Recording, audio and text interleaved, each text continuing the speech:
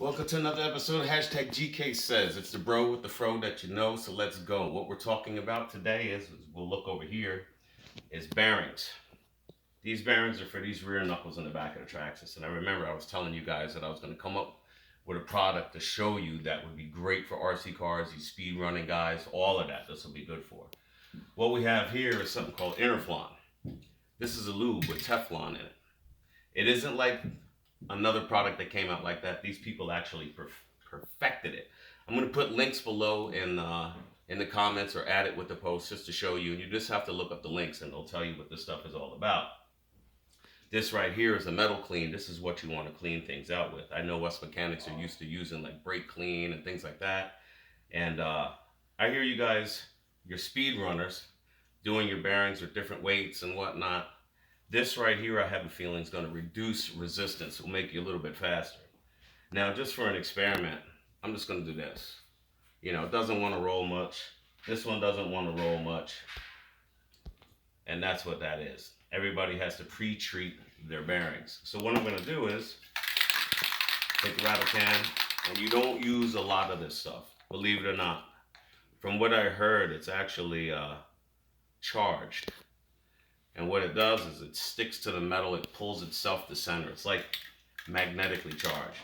So anyway, what I'm going to do is I'm going to give this just a little shot. I'm not even going to clean this up yet. I'm just going to add a little bit. Come on, baby. Just a little bit like that. A little bit on the other side. I took the guards off carefully with a razor blade. Just like that. Just a little bit. And they have this stuff. Look at that. I didn't even clean this. I just added a little bit of that stuff with it. That's real world experience right there with no cleaning out. Now that's what we normally do. Now normally when you get bearings shipped to you from RPM and other companies, they'll give you a letter like this. They'll tell you that it came with a little lightweight oil and stuff inside. Let you know that you have to carefully pull the shield off, which I'm going to show you in a second. And then it's going to tell you, look, you got to add your favorite oil. And everybody uses different things. So here's the little plastic shield with a metal backing that comes out of the bearing. You got to do that real carefully with a razor blade. You don't want to ruin the seal. So I actually use just a little pointy knife like that. Edge of a razor works nice. I also did it with the wheelie bar seals. I was able to get the little ones out. Now I know everybody says bearings are cheap, and I got a bag of them, and I haven't even put any new bearings in this, and I'll show you a couple of bad bearings. Here we have, this is a brand new bearing. You see there's hardly any rotation. Hardly any rotation. Doesn't want to roll much. So what we're going to do is we're going to take this Interflon right here, TF. Now normally you're supposed to clean with metal clean.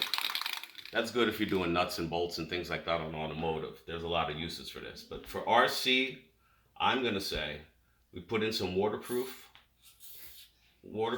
oil right here with Teflon on it. Give it a little shake.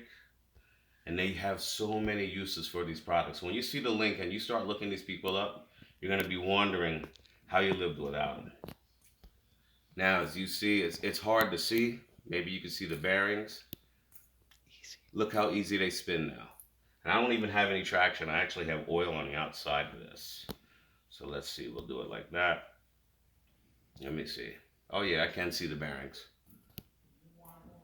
So now all you speed run guys getting dirt inside their motors, inside their transfer cases. The thing is this, when you look at the links, it'll show you that dirt is not attracted to this oil whatsoever. It actually refutes it.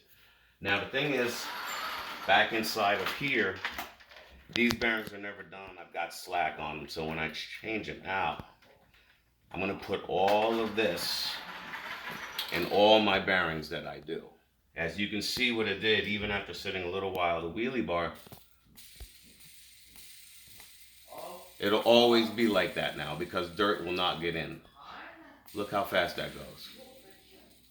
You saw how stiff it was before. It was like that. And this is still on the car. So anyway, I'll be coming up with more videos and show you a few more things. Yes, you just got to put the seal back in your bearings, put everything back together as you normally do. I have a bunch of new bearings, but not one new bearing is going to go in without this stuff in it. Not only that, everybody was talking about sand and how it gets into things. I'm going to do an experiment with this after I clean this truck up, because you see my stuff is dirty. Right now everything's all dusty. I got to put my screen back on top. And the thing is once I give this a thorough cleaning, I'm going to do my shocks and everything, and since it repels dirt, I won't have the need for covers on here.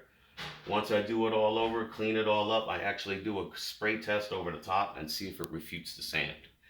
Thanks for watching. Hit me with some comments, let me know what you think, and see if you've ever seen this product before. I will put links into this post. Alright, thanks a lot. Have a good night. Enjoy yourself. Peace.